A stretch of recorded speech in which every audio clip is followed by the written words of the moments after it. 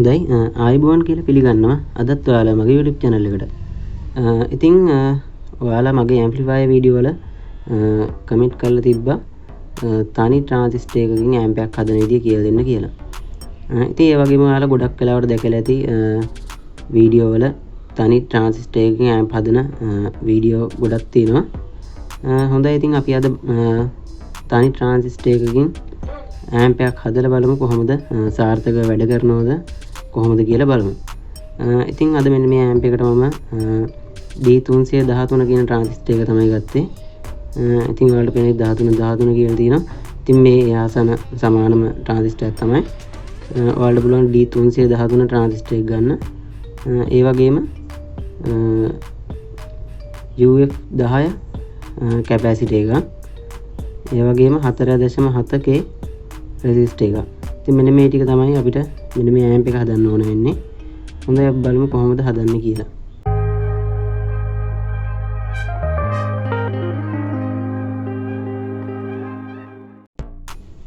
හොඳයි මම මුලින්ම මෙන්න මේ විදිහට transistor එක helping stand එකට සම්බන්ධ කරගන්නවා. හොඳයි ඊළඟට මම මෙන්න මේ pin තුනට මෙන්න මේ විදිහට EN ටිකක් තියාගන්නවා.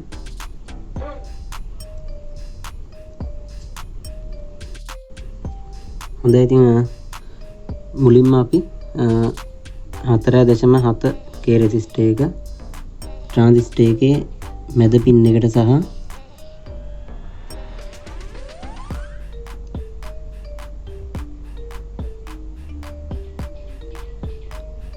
වම් පැත්තේ කෙළවරේ තියෙන pin එකට, ඒ කියන්නේ පළවෙනි pin එකට මේ විදිහට පාස් කරගන්න ඕන. හොඳයි ඊළඟට 10 UF capacity එකේ ධන පැත්ත මෙන්න මේ විදිහට පාස් කරගන්න ඕන.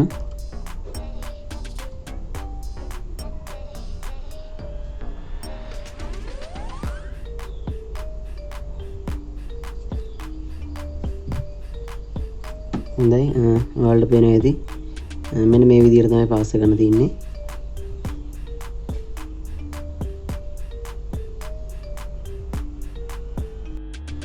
හොඳයි ඊළඟට බලමු අපි සප්ලයි දෙන්න තියෙන්නේ කොහොමද කියලා.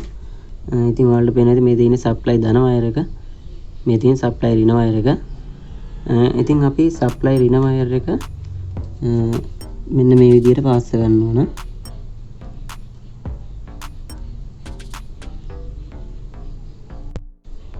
හොඳයි ඔයාලට පැහැදිලිව පේනවා ඇති පිළිවෙලට ගත්තොත් අපි මෙන්න මේ වම් පැත්තේ කෙළවරේම තියෙන pin එක තමයි base එක transistor එකේ. ඊට පස්සේ collector මැද pin එක, ඒ වගේම emitter එක තමයි දකුණු පැත්තේ කෙළවරේ තියෙන්නේ.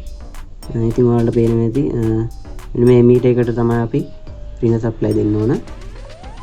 ඒ වගේම අපි ඊළඟට මෙන්න මේ තියෙන්නේ ධන supply wire එක. ඉතින් මේ amp එකට 12 volt supply එකක් තමයි දෙන්නේ.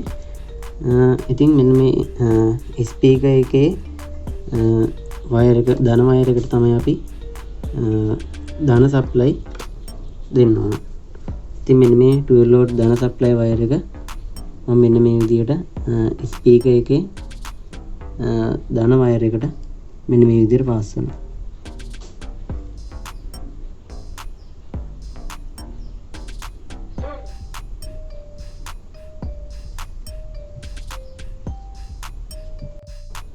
හොඳයි ඊළඟට ස්පීකර් එකේ අනිත් වයර් එක අපි transistor එකේ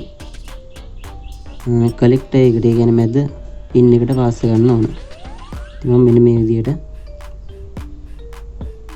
ස්පීකර් එකේ අනිත් වයර් එක පාස් කරනවා. හොඳයි ඊළඟට තියෙන්නේ අපිට මේකට signal input wire දෙක පාස් කරන්න. ඉතින් මෙන්න මේ විදිහට මම signal input එක මෙන්න මේ විදිහට කැපැසිටර් එකට පාස් කරනවා. 10 UF කැපැසිටර් එකේ ඍණ පැත්තට තමයි පාස් කරන්නේ. ඒ වගේම සිග්නල් ඉන්පුට් එකේ ග්‍රවුන්ඩ් වයර් එක ट्रांजिस्टर के වම් පැත්තේ කෙළවරේ පින් එකට පාස් කරනවා.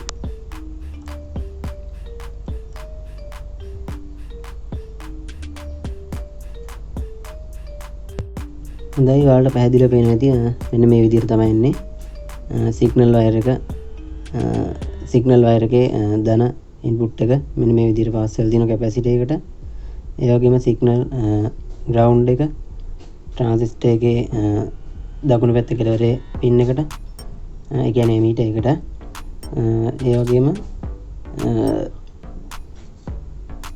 ධන සප්ලයි පාස් වෙලා තියෙනවා කෙලින්ම ස්පීකර් එකට ඍණ සප්ලයි ට්‍රාන්සිස්ටර් එකේ මීටර් එකට පාස් වෙලා තියෙනවා.